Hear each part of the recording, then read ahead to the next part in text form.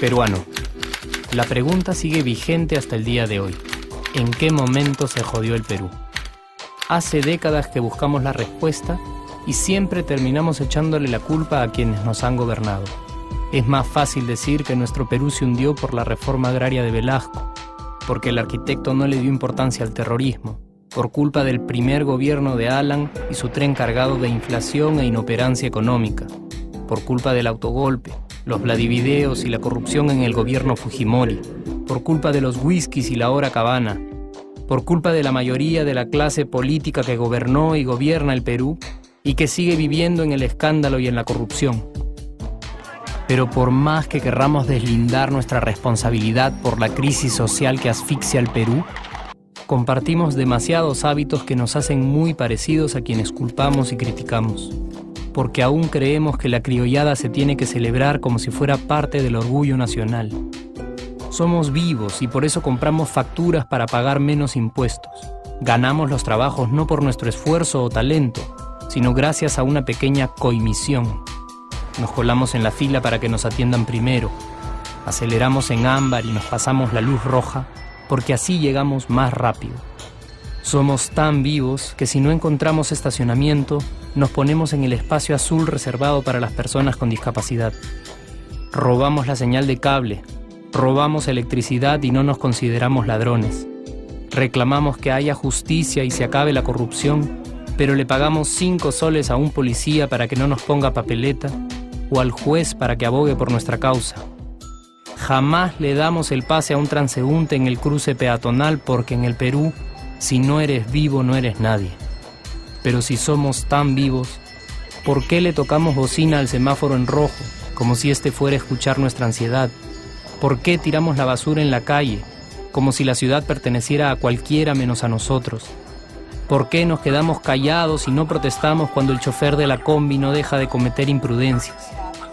¿Por qué estamos tan interesados en saber qué vedette trampea con qué jugador, en vez de conocer algo sobre nuestra historia, nuestra economía, nuestra literatura, o al menos saber cuáles son nuestros derechos más elementales? ¿Por qué sentimos que se nos hace un favor cuando un empleado del Estado nos atiende?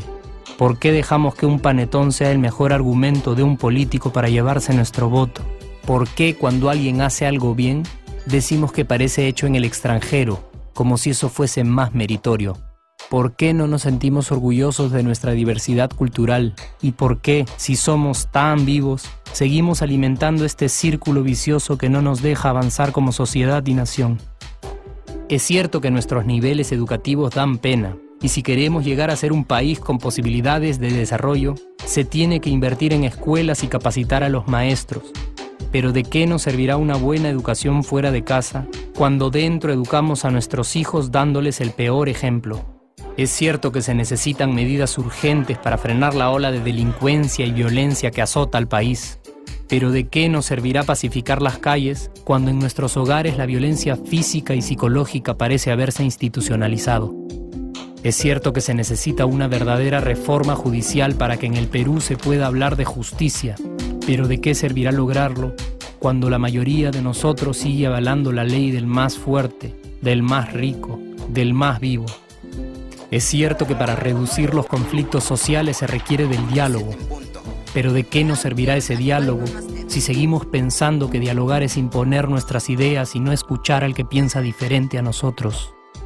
Es cierto que necesitamos mejores leyes de inclusión social y muchísimos más proyectos de integración, pero ¿de qué nos servirán estas leyes y proyectos si hasta el día de hoy la publicidad peruana define nuestros estratos socioeconómicos por el color de la piel y a nadie le parece raro?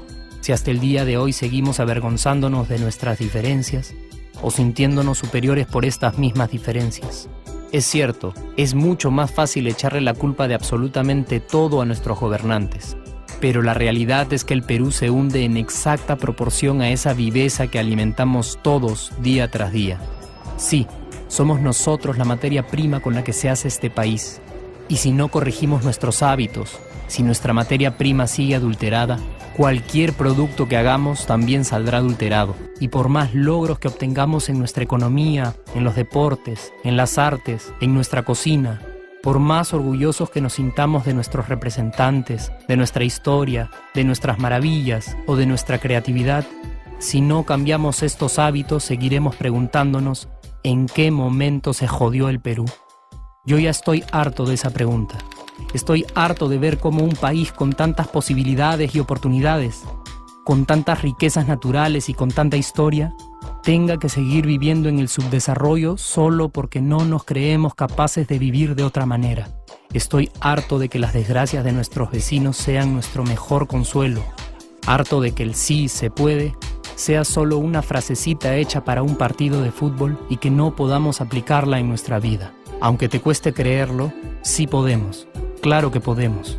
Pero depende de que tú y yo comencemos a trabajar en ello de una vez por todas. Porque la transformación del país hacia una nación desarrollada ya no está solo en cancha de los políticos o de los poderosos, y no está en el terreno de los milagros. La transformación del Perú está en la capacidad que tengamos de hacernos responsables de nuestros actos y de rebelarnos contra nuestra viveza. La transformación del Perú está en ti y está en mí. Está en todas nuestras organizaciones y en la posibilidad de trabajar juntos con verdadera responsabilidad social. ¿Qué pasaría si cambiamos la pregunta? Si, por ejemplo, ahora te pregunto, ¿en qué momento se arregló el Perú? ¿Qué me dirías? Aunque te parezca una pregunta demasiado ingenua, tenemos que creer en ella, y la respuesta está en nuestras manos. Responsabilidad social todos.